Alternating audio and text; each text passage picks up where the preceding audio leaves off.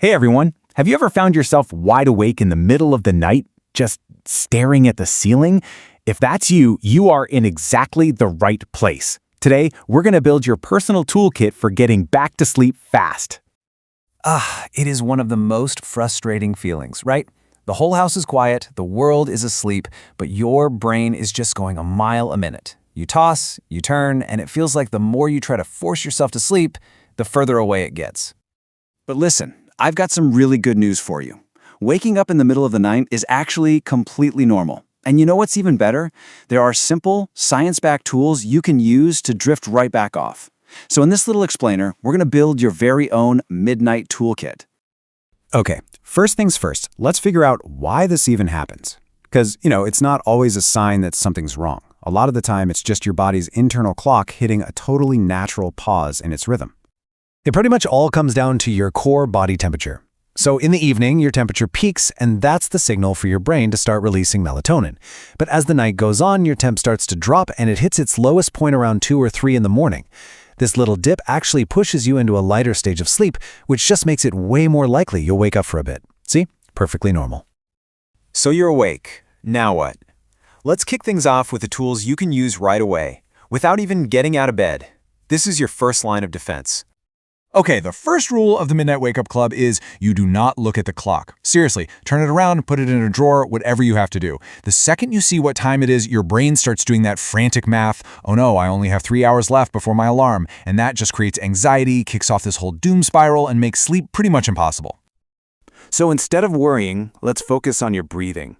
The 4-7-8 breathing technique is ridiculously powerful because it helps slow down your heart rate. And this is so key. You really need a heart rate of about 60 beats per minute or less to fall asleep.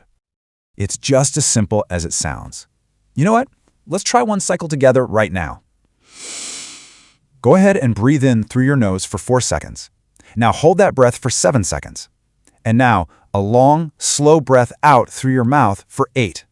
Just doing that a few times really calms your nervous system down, and it gives your racing mind something to focus on besides the fact that you're awake. And here's a really important mindset shift. Even if you don't fall back asleep right away, do not panic. You can still get amazing benefits from something called non-sleep deep rest, or NSDR. Research actually shows that an hour of this kind of calm, conscious rest can be as restorative as 20 minutes of real sleep. So you're still recharging your batteries. Okay, but what if you've tried all that? You're still laying there and you're starting to get really frustrated. That is when we deploy the escape plan, the 20-minute rule. So here's the deal.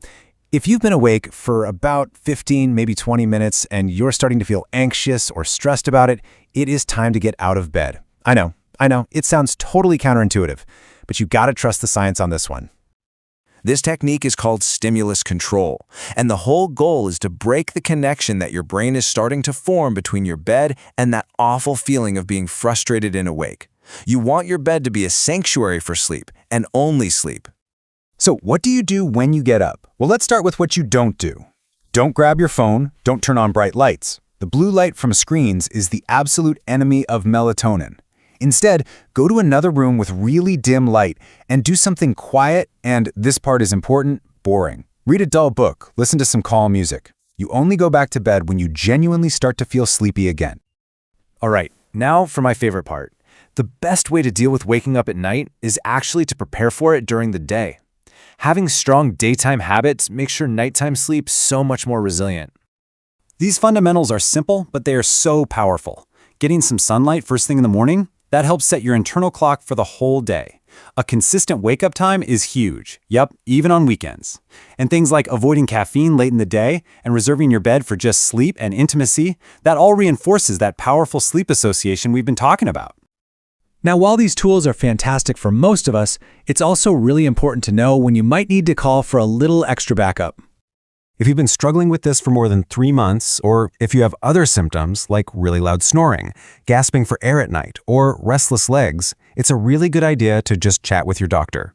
There are super effective treatments out there, like cognitive behavioral therapy for insomnia, or CBTI, which is considered the gold standard and often doesn't even require medication. At the end of the day, it all comes down to this one simple, powerful idea. Everything in your new toolkit, from hiding the clock to getting out of bed, is designed to teach your brain one thing. Your bed is for peaceful sleep, not for worry.